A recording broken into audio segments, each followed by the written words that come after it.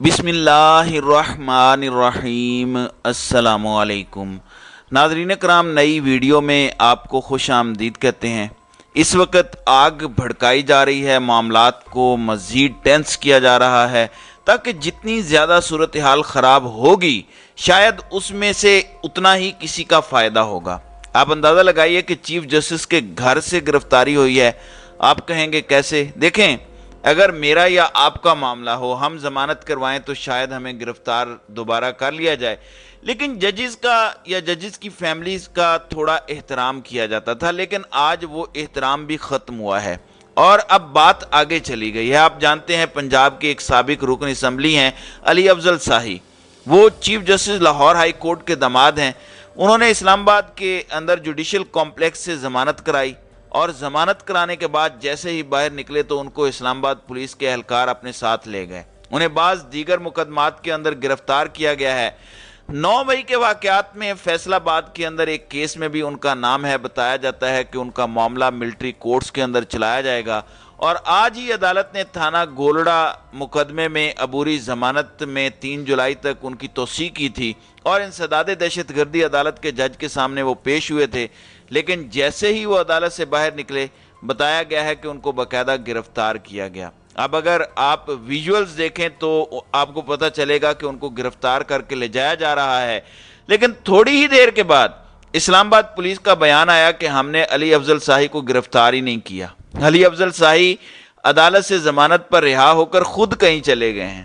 اس کا مطلب یہ ہے کہ سہولت کاری کی گئی ہے اور پھر نامعلوم کے حوالے کیا گیا ہے، بالکل اسی طرح جس طرح عمران ریاض کو پولیس نے گرفتار کر کے نامعلوم کے حوالے کیا اور بعد میں انہیں غائب کیا گیا، اور اب کہا جا رہا ہے کہ وہ افغانستان میں ہیں۔ پاکستان میں ناظرین کرام اس وقت انسانی حقوق کی دھجیاں بکھیرنے کا سلسلہ اپنے عروج پر ہے۔ کوئی مقدمہ نہ بھی ہو تو نامعلوم مقدمات میں گرفتاری ڈال کر پکڑ لیا جاتا ہے۔ اب عدلیہ اس پر ریئیکٹ کر سکتی ہے، یہ عدلیہ کو انفلوئنس کرنے والی بات ہے۔ اس کی وجہ کیا ہے؟ علی افضل شاہی چیف جسٹس لاہور امیر خان بھٹی کے داماد ہیں اور یہ ان کا سب سے بڑا جرم ہے۔ ہم نے یہ بھی دیکھا ہے کہ نون لیگ کی لاہور والی family chief justice Umar Ata Bandial کی رشتہ دار ہے، تو کیا یہ مان لیا جائے کہ جسٹس بندیال ان سے انفلوئنسڈ ہیں؟ تو یہ بڑی غلط بات ہے کہ فیملیز کو پولیٹکس میں انوالو کیا جا رہا ہے، یہ بالکل بھی مناسب چیز نہیں ہے۔ اب ان کو گرفتار کرنے کے بعد میسج کیا ہے؟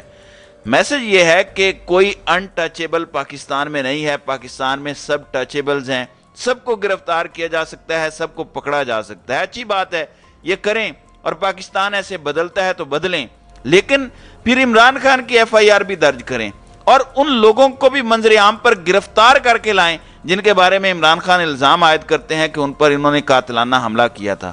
پھر ارشد شریف کے ملزموں کو بھی گرفتار کریں جن کو ارشد شریف کی والدہ اپنی ایف آئی آر میں نامزد کروا چکی ہیں، تو کر کے تو دیکھیں۔ یعنی مقصد کچھ اور ہے، اور مقصد یہ ہے کہ اگر آپ نے ہمیں الیکشن نہ کروانے کے جرم میں ڈسکوالیفائی کیا، ہماری حکومت فارغ کی، تو ہم نیب کے ذریعے ججز کو گرفتار کر لیں گے۔ جس طرح عرفان قادر نے کچھ دن پہلے پریس کانفرنس کی، تو ایک طرح سے یہ ہوا کریٹ کیا جا رہا ہے، خوف پھیلانے کی کوشش کی جا رہی ہے، اپنی طاقت کا اظہار بھرپور طریقے سے کر کے یہ سب کچھ کیا جا رہا ہے۔ دوسری جانب ناظرین کرام، آج الیکشن کمیشن آف پاکستان کی جانب سے ریویو آف ججمنٹ کا کیس تھا، اس پر عدالت نے جب آج اس کیس کی سماعت کی تو عدالت سے یہ کہا گیا کہ آپ اس کیس کو معطل کر دیں یا اس کے خلاف سٹے آرڈر دے دیں۔ عدالت نے اس پر سٹے دینے کی استدعا مسترد کی اور کہا کہ کیس سنے بغیر مفروضوں کی بنیاد پر کیسے حکم امتناع جاری کر دیں۔ اب الیکشن کمیشن کے وکیل نے شروع میں ہی کہا کہ موجودہ قانون کے تحت 3 رکنی بینچ نظر ثانی درخواست نہیں سن سکتا، تو چیف جسٹس نے کہا کہ اسی لیے عدالت پہلے نظر ثانی کے دلائل سن رہی ہے۔ قانون کے خلاف اگر کیس مضبوط نہ ہوا تو آئندہ کا لائحہ عمل دیں گے۔ اس کے علاوہ پاکستان تحریک انصاف نے نظر ثانی قانون کے خلاف کیس میں فریق بننے کی درخواست کی اور عدالت نے یہ استدعا منظور کر لی۔ اب علی ظفر دلائل جاری رکھے ہوئے ہیں اور انہوں نے کہا کہ نظر ثانی ایکٹ آئین کے خلاف ہے۔ انہوں نے بتایا کہ سپریم کورٹ آرٹیکل 188 کے تحت اپنے احکامات پر نظر ثانی کر سکتی ہے۔ نظر ثانی کا دائرہ کار آئینی ترمیم کے بغیر بڑھایا نہیں جا سکتا۔ پھر عدالت نے کہا کہ ریویو ایکٹ کے خلاف کیس مضبوط نہ ہوا تو آئندہ کا لاہ عمل طے کریں گے، یعنی ہم پہلے ریویو اینڈ ججمنٹ کا فیصلہ کریں گے اور اس کے ساتھ ہی الیکشنز کا بھی۔ لیکن عدالت نے ایک اور جو اچھا کام کیا ہے وہ یہ ہے کہ انہوں نے یہ نہیں کہا کہ ہم اس کو غیر معینہ مدت کے لیے ڈیلے کر رہے ہیں یا پینڈنگ کر رہے ہیں فی الحال۔ اب فی الحال عدالت نے جو ہے وہ سماعت کل تک ملتوی کر دی ہے، تو چلیں کل تک یہ بھی پتہ چل جائے گا کہ آگے کیس کیسے چلتا ہے۔ ایک اور بڑا اہم کیس تھا، آپ جانتے ہیں کہ لاہور ہائی کورٹ نے پاکستان تحریک انصاف کے 60 کے قریب ارکان اسمبلی کے استعفوں کے متعلق ان کی منظوری کا نوٹیفیکیشن معطل کر کے اسپیکر قومی اسمبلی کو کہا تھا کہ آپ دوبارہ سے اس پر فیصلہ کریں، جس پر سیکرٹری اسمبلی نے اس کے خلاف انٹرا کورٹ اپیل کی، اور لاہور ہائی کورٹ میں آج انٹرا کورٹ اپیل کے تحت جو ارکان قومی اسمبلی کے استعفے بحال کرنے کا فیصلہ تھا اس کو عدالت نے معطل کر دیا ہے۔ 2 رکنی بینچ نے سیکرٹری قومی اسمبلی کی انٹرا کورٹ اپیل کی سماعت کی اور انہوں نے کہا کہ فی الحال ہم ارکان کی بحالی کے فیصلے کو معطل کرتے ہوئے فریقین سے 21 جون تک جواب لے رہے ہیں، اور اس کے اندر تحریک انصاف کے 61 اراکین ہیں۔ اس میں اسپیکر قومی اسمبلی، الیکشن کمیشن اور وفاقی حکومت کو فریق بنایا گیا ہے، یعنی پاکستان تحریک انصاف کا ہر صورت قومی اسمبلی میں واپسی کا راستہ روکنا ہے۔ اس کے لیے اسپیکر سے لے کر ہر کوئی اس میں بھرپور طریقے سے ہمیں ایکٹیو دکھائی دے رہا ہے، یعنی وہ اس کو روکنے کی کوشش کر رہا ہے کہ تحریک انصاف کو اسمبلی میں واپس نہیں آنے دینا۔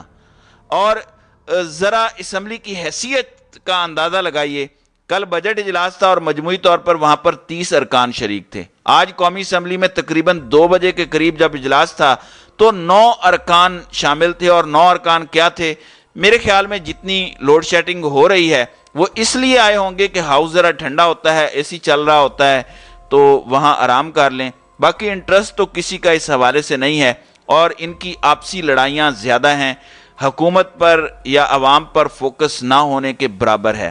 پہلے میں نے آپ کو بتایا تھا کہ پیپلز پارٹی اور نون لیگی لیڈرز آپس میں لڑ رہے ہیں، پھر میں نے آپ کو بتایا کہ ترجمان نون لیگ خیبر پختونخوا نے کہا ہے کہ خیبر پختونخوا میں گورنر راج نافذ کر دیا گیا ہے۔ اس کے فوراً بعد آج شہباز شریف نے خیبر پختونخوا کی نون لیگی قیادت کو حکومتی اتحاد کے خلاف بیان بازی سے روک دیا ہے۔ یہ بنیادی طور پر ہاتھ پاؤں مارنے والی اور اپنے آپ کو بچانے والی کوشش ہے کہ لڑائی نہیں ہونی چاہیے، اچھے بچوں کی طرح کھیلنا چاہیے۔ اب ناظرین اکرام، خیبر پختونخوا کے اندر گورنر کون ہے؟ خیبر پختونخوا کے اندر گورنر فضل الرحمان کے سمدی ہیں، اور وہاں پر تمام ہی لوگ ان کے اپنے لگائے گئے ہیں، یعنی پورا صوبہ ان کے حوالے کیا گیا ہے۔ اب ذرا سلیم صافی کو سنیں، ظاہر ہے وہ عمران خان کا حامی تو کسی صورت نہیں ہو سکتا، وہ فضل الرحمان کا حامی ضرور کہلا سکتا ہے۔ سلیم صافی خیبر پختونخوا سے متعلق کیا بتا رہا ہے؟ وہ کہتے ہیں کہ مسلم لیگ نون کے سابق ایم پی اے نے کھل کر بتا دیا کہ خیبر پختونخوا میں عملاً جے یو آئی کا گورنر راج رائج ہے۔ یہ میں نے آپ کو کل بتا دیا تھا جو انہوں نے کہا ہے۔ اب اس پر سلیم صافی یہ بتا رہے ہیں کہ میں گزشتہ 24 گھنٹے پشاور میں رہا اور وزیر اعلیٰ اور بعض دیگر وزراء، سرکاری افسران اور صحافیوں سے ملاقات ہوئی، اور میں پوری ایمانداری سے کہتا ہوں کہ خیبر پختونخوا میں کرپشن کے نئے ریکارڈز قائم ہو رہے ہیں، اور یہ میں نہیں کہہ رہا، یہ کوئی اور نہیں کہہ رہا، یہ تحریک انصاف کا سب سے بڑا مخالف کہہ رہا ہے، ایک ایسا شخص جو عمران خان کا مخالف ہے لیکن فضل الرحمان اور دیگر ان اتحادیوں کا بہت بڑا حامی ہے۔ وہ یہ کہہ رہا ہے کہ خیبر پختونخوا کے اندر نہ صرف گورنر راج لگا ہوا ہے بلکہ گورنر راج کے علاوہ وہاں یہ کرپشن کے ریکارڈز قائم کر رہے ہیں، لیکن اس کے باوجود آپ نے دیکھا کہ کوئی اینٹی کرپشن نے گرفتاری کی ہو، کوئی چھاپا مارا ہو، بالکل بھی نہیں ہے۔ ہاں، پاکستان تحریک انصاف کا اگر کوئی بندہ آپ کو نظر آ رہا ہے یا آپ بتانا چاہتے ہیں تو ان کی گرفتاریاں آپ کو ضرور نظر آئیں گی، سب کچھ ہو جائے گا، لیکن فی الحال ان کے بارے میں کوئی کچھ نہیں کر سکتا۔ آخر یہ کتنا ٹائم چلا جائے گا؟ لاہور میں ہمیں بتایا گیا کہ پنجاب کے وزیر اعلیٰ پروٹوکول فری پھرتے ہیں، پتہ چلا کہ وہ جس علاقے سے گزر رہے تھے ٹریفک جام ہوئی تو اس علاقے کے جتنے ٹریفک کے وارڈن سے ان کو معطل کر دیا۔ اسی طرح سے خیبر پختونخوا کے اندر بھی موج لگی ہوئی ہے، لیکن سوال صرف اتنا ہے کہ یہ جو موج لگی ہوئی ہے یہ موج کتنے دن چلے گی، کب تک چلے گی؟ کیونکہ عوام کا مینڈیٹ تو نہیں ہے، عوام کے نمائندوں نے تو آنا ہے، اب آئیں یا دیر سے آئیں، لیکن عوام کم از کم ان دہاڑی بازوں کو برداشت نہیں کرے گی، اور عوام کا غصہ، عوام کی فرسٹریشن دکھائی بھی دے رہی ہے جو شاید ان کو سمجھ نہیں آ رہی۔ تو یہ اس وقت مجموعی طور پر پنجاب اور خیبر پختونخوا کی صورتحال ہے۔ تو ناظرین کرام، آپ کی اس ویڈیو کے حوالے سے کیا رائے ہے؟ آپ اپنی رائے کا اظہار کامنٹ سیکشن میں ضرور کیجیے گا۔